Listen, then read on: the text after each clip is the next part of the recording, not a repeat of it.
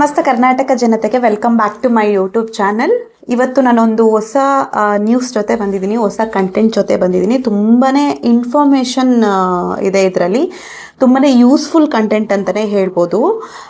Normal ಪಬ್ಲಿಕ್ಗೆ ಅಂದರೆ ಫ್ಯೂಚರಲ್ಲಿ ನನ್ನ clients ಆಗೋರಿಗೆ ಮತ್ತು ಸರ್ವಿಸ್ನ ಮಾಡ್ಕೊಳ್ಳೋರಿಗೆ, ಅಂದರೆ ಯಾವ ಸರ್ವಿಸ್ ಅಂದರೆ ನೇಲ್ ಆರ್ಟ್ ಸರ್ವಿಸನ್ನು ಮಾಡ್ಕೊಳ್ಳೋರಿಗೆ ಆ್ಯಸ್ ಎ ನೇಲ್ ಟೆಕ್ನಿಷಿಯನ್ ಆಗಿ ಒಂದು ಸ್ಮಾಲ್ ಇನ್ಫಾರ್ಮೇಷನ್ನ ಕೊಡಬೇಕು ಅಂತ ಅಂದ್ಕೊಂಡಿದ್ದೀನಿ.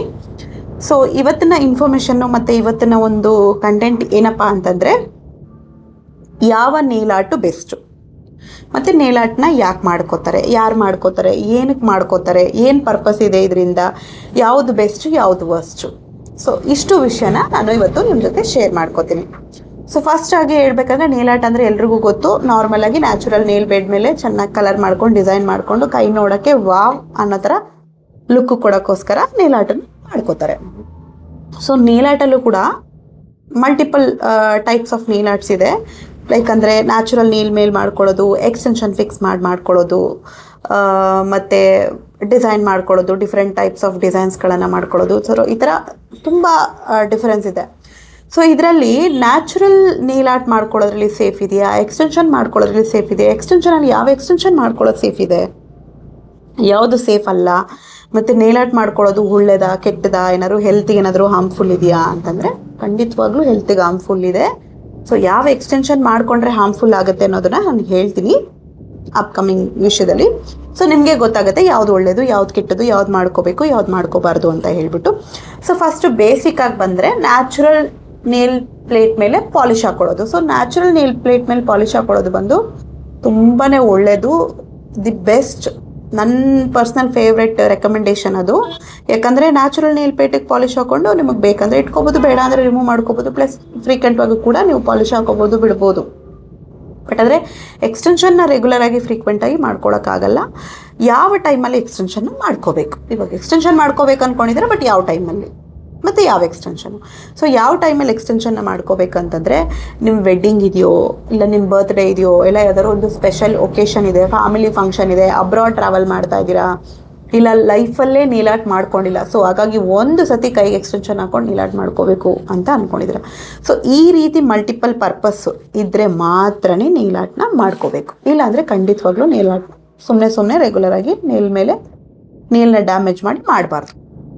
ಸೊ ನೆಕ್ಸ್ಟ್ ಎಕ್ಸ್ಟೆನ್ಷನ್ ಅಂತ ಬಂದರೆ, ಒಂದು 4 ಟೈಪ್ ಎಕ್ಸ್ಟೆನ್ಷನ್ ಬಗ್ಗೆ ಹೇಳ್ತೀನಿ. ಜನರಲ್ ಆಗಿ ನಾವು ಇವಾಗ ಕಾಮನ್ ಆಗಿ ಎಲ್ಲರೂ ಮಾಡ್ತಿರುವಂಥ ಎಕ್ಸ್ಟೆನ್ಷನು. ಸೊ ಒಂದು ಬಂದು first press on nails, next ಬಂದು ಟೆಂಪರರಿ ಎಕ್ಸ್ಟೆನ್ಷನ್, ಅದಾದಮೇಲೆ ಜೆಲ್ ಎಕ್ಸ್ಟೆನ್ಷನ್, ಅದಾದಮೇಲೆ acrylic extension.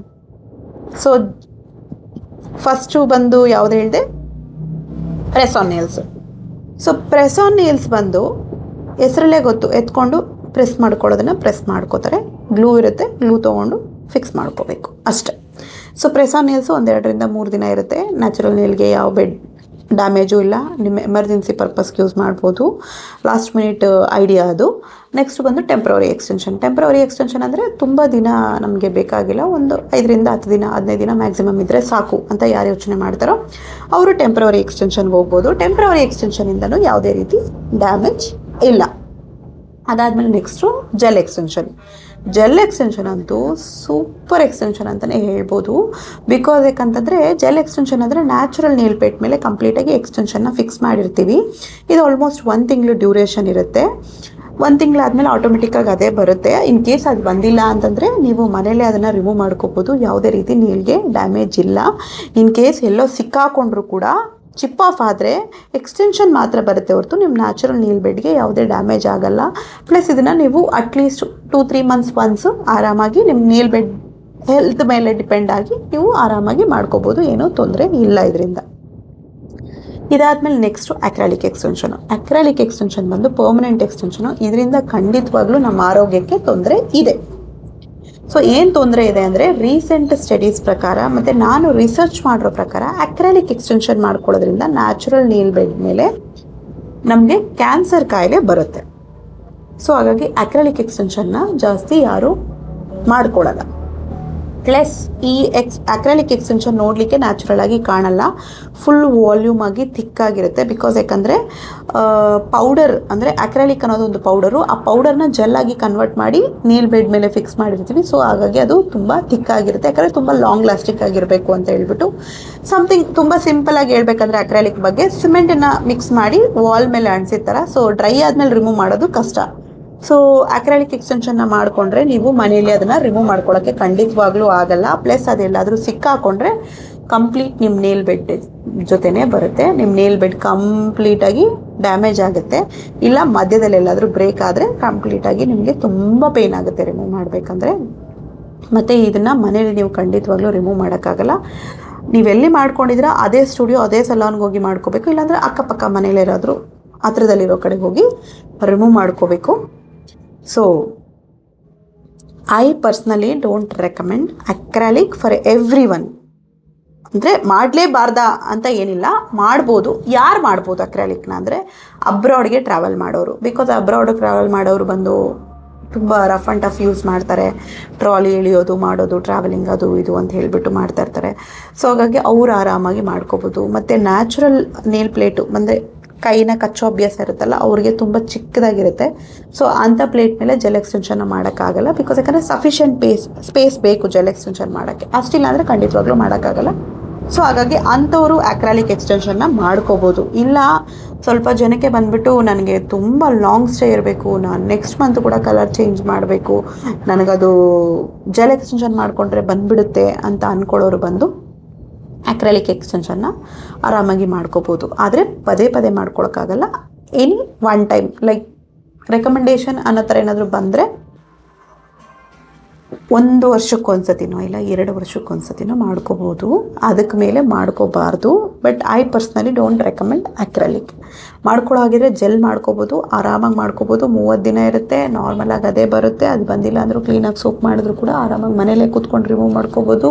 In case chip of ಆದರೂ ಕೂಡ ನ್ಯಾಚುರಲ್ ನೇಲ್ ಬೆಡ್ಗೆ ಏನೂ ಅಷ್ಟು ಡ್ಯಾಮೇಜ್ ಆಗಲ್ಲ, ಜಸ್ಟ್ ಎಕ್ಸ್ಟೆನ್ಷನ್ ಮಾತ್ರ ಚಿಪ್ ಆಫ್ ಆಗುತ್ತೆ ಅಷ್ಟೇ, ಇನ್ನೇನು ಆಗಲ್ಲ.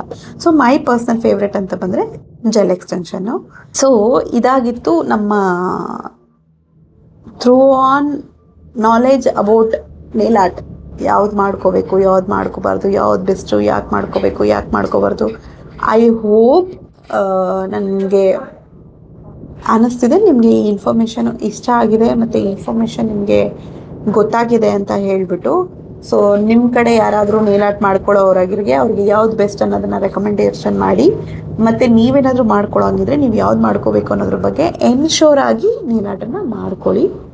ಇಷ್ಟ ಆದರೆ ಇನ್ಫಾರ್ಮೇಷನ್ನು ಲೈಕ್ ಮಾಡಿ, ಶೇರ್ ಮಾಡಿ, ಸಬ್ಸ್ಕ್ರೈಬ್ ಮಾಡಿ, ಯೂಟ್ಯೂಬ್ ಚಾನಲ್ನ ಸಪೋರ್ಟ್ ಮಾಡಿ. ಇದೇ ಥರ ಹೊಸ ಹೊಸ ವಿಷಯಗಳನ್ನು ನಿಮ್ಮ ಮುಂದೆ ಹಂಚ್ಕೋತಾ ಇರ್ತೀನಿ. ಯೂಶ್ವಲಿ ಈ ಥರ ಇನ್ಫಾರ್ಮೇಷನ್ಸ್ ಎಲ್ಲ ಬಂದು ನಮ್ಮ ಸ್ಟೂಡೆಂಟ್ಸ್ ಜೊತೆ ಶೇರ್ ಮಾಡ್ಕೋತೀವಿ.